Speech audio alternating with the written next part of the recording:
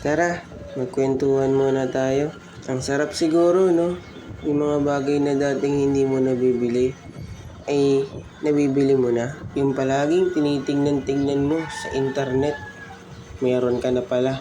Yung pangarap mong bagay, ay nabili mo na din pala. Hindi mo lang napapansin. Kasi sa iba ka nakapokus. Yung akala mo, walang kwenta yung mga maliliit na bagay na ginagawa mo.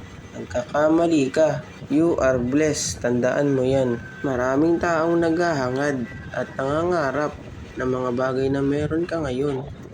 Kaya pag-ingatan mo yan. Dahil hindi biro ang pagod at sakripisyo bago mo nakuha yan. Alam mo, pag successful ka na, maraming taong kikilala sa'yo. Pati yung mga kamag-anak mo na naandyan lang pag may kailangan sa'yo. Pero nung ikaw ang nangangailangan, wala sila dun para tulungan ka.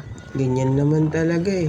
Pag successful ka na, saka ka lang nila makikilala. Pero hoy, hindi ko nila lahat ha. Karamihan lang kasi sa mga nakikita ko, ganun ang nangyayari. Yung hindi ka lang nakatulong ng isang beses, burado na lahat ng mga naitulong mo. Hays naman. Oh, balik tayo sa usapan.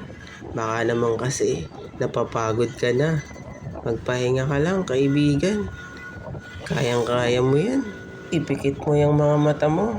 Isipin mo kung paano ka nagsimula. Nung walang-wala ka pa. Nung naghihirap ka pa. Kung paano mo yung lahat na itawid para sa iyong pamilya. Maraming salamat sa aking pamilya, especially sa aking misis at sa aking biyanan. Maraming salamat sa tulong niyo sa amin. Kung di dahil sa inyo, baka kung saan na kami napunta. Maraming salamat.